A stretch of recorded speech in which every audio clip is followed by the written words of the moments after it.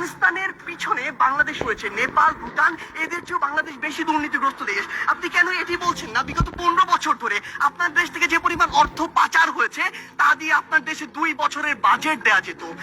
তৃতীয় বক্তা আসছেন সার্জিস আলম, তার নির্ধারিত সময় 5 মিনিট 30 সেকেন্ড। ধন্যবাদ বিজ্ঞ বিচারক মন্ডলী। বিজ্ঞ বিচারক মন্ডলী, আজকে পক্ষ দলের তৃতীয় বক্তা যেখানে শেষ করেছে সেখান থেকে শুরু করতে চাই। তিনি মাত্র বললেন যে ওয়ার্ল্ড র্যাঙ্কিং এ পাকিস্তানের 9টি বিশ্ববিদ্যালয় রয়েছে, কিন্তু সবচেয়ে দুঃখের কথা সেটি পাকিস্তানের মতো রাজনৈতিকভাবে এত বড় একটি অস্থিতিশীল দেশেরও যখন 9টি বিশ্ববিদ্যালয় 1000-এর মধ্যে র্যাঙ্কিং এ থাকে বিশ্বে, আমার বাংলাদেশের 3টিও থাকে না। আমার বাংলাদেশ এই কারণেই সফলতম হতে পারে না। তিনি আজকে বললেন আমরা নাকি আমাদের যে স্বপ্ন সেটিকে বিশ্বাস করি না। আমরা একটি দেশ নিয়ে যখন কথা বলবো তখন শুধু স্বপ্নের উপরে ভর করে থাকতে পারি না, ওই আবেগ দিয়ে চালিত হতে পারি না। যদি আমার স্বপ্নকে বিশ্বাস করেই আমি দক্ষিণ এশিয়ার মধ্যে সফলতম হতে পারতাম, তাহলে এত ছোট স্বপ্ন দেখতাম না, আমি পুরো পৃথিবীর মধ্যে সফলতম হওয়ার স্বপ্ন দেখতাম। কিন্তু স্বপ্ন এবং বাস্তবতার মধ্যে অনেক পার্থক্য রয়েছে।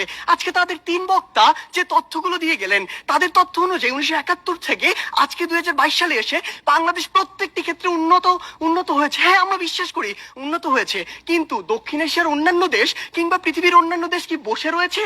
বিজ্ঞ বিচারক মন্ডলী একটু লক্ষ্য করুন, 2020 সালের তথ্য মতে বাংলাদেশের যে অর্থনীতি, এটি হচ্ছে বিশ্বের 35তম বড় অর্থনীতির দেশ, যেটা 2035 সালে গিয়ে হবে বিশ্বের 25তম বড় অর্থনীতির দেশ। বাংলাদেশের উন্নতি হচ্ছে, হবে। আপনি যদি ভারতের দিকে তাকান, ভারত বর্তমানে বিশ্বের 7ম বড় অর্থনীতির দেশ। 2035 সালে গিয়ে ভারত হবে বিশ্বের 3য় বড় অর্থনীতির দেশ। ভারত আপনার দিকে তাকিয়ে বসে রয়েছে না, দক্ষিণ এশিয়ার অন্যান্য দেশ বসে থাকছে না, পৃথিবীর অন্যান্য দেশগুলো বসে থাকছে না। আমাদের কথা হচ্ছে যখন আমরা দক্ষিণ এশিয়ার সফলতম হতে চাইবো, আমাদের সামনে যে একটি ব্যারিয়ার রয়েছে ভারত, সেটিকে আমাদের টপকে যেতে হবে। কেন আমরা যেতে পারবো না, কোথায় কোথায় সে বাধাগুলো রয়েছে, সেগুলো নিয়ে আজকে আমরা কথা বলবো। তারা আজকে বললেন আমরা আন্তর্জাতিক অনেক স্বীকৃতি পেয়েছি। হ্যাঁ, আমরা অসংখ্য স্বীকৃতি পেয়েছি, কিন্তু আপনি এটি কেন বলছেন না যে ট্রান্সপারেন্সি ইন্টারন্যাশনাল 2021 সালে বলেছে দক্ষিণ এশিয়ার সবচেয়ে দুর্নীতিগ্রস্ত দেশ বাংলাদেশ। তারা বলেছে অন্তত আফগানিস্তানের পিছনে বাংলাদেশ রয়েছে, নেপাল, ভুটান, এদের চেয়েও বাংলাদেশ বেশি দুর্নীতিগ্রস্ত দেশ। আপনি কেন এটি বলছেন না? বিগত 15 বছর ধরে আপনার দেশ থেকে যে পরিমাণ অর্থ পাচার হয়েছে তা দিয়ে আপনার দেশে 2 বছরের বাজেট দেয়া যেত।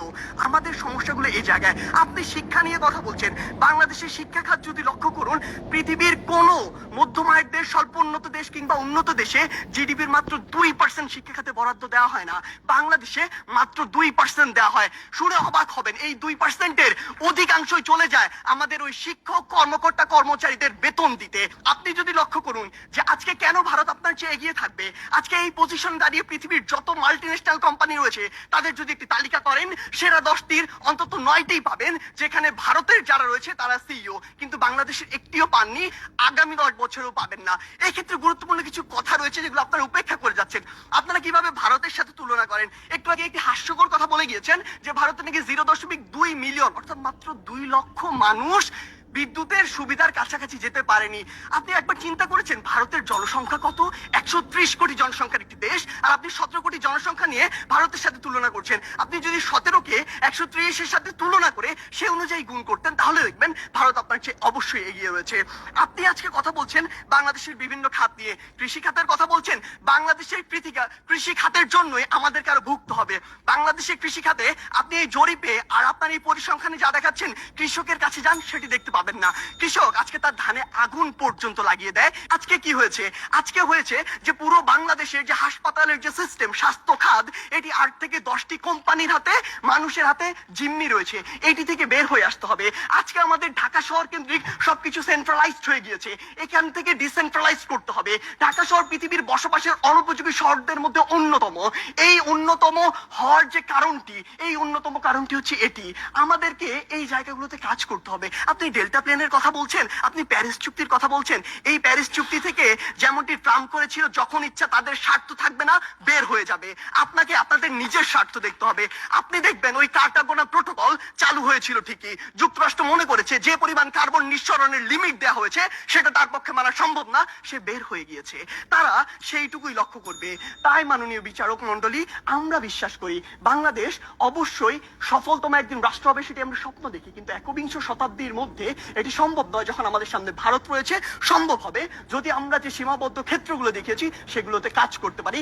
আমরা প্রত্যাশা করি কোনো একদিন আমাদের প্রজন্ম বাংলাদেশকে সফলতম রাষ্ট্র হিসেবে দেখবে। ধন্যবাদ বিজ্ঞ বিচারক মন্ডলী। আজকে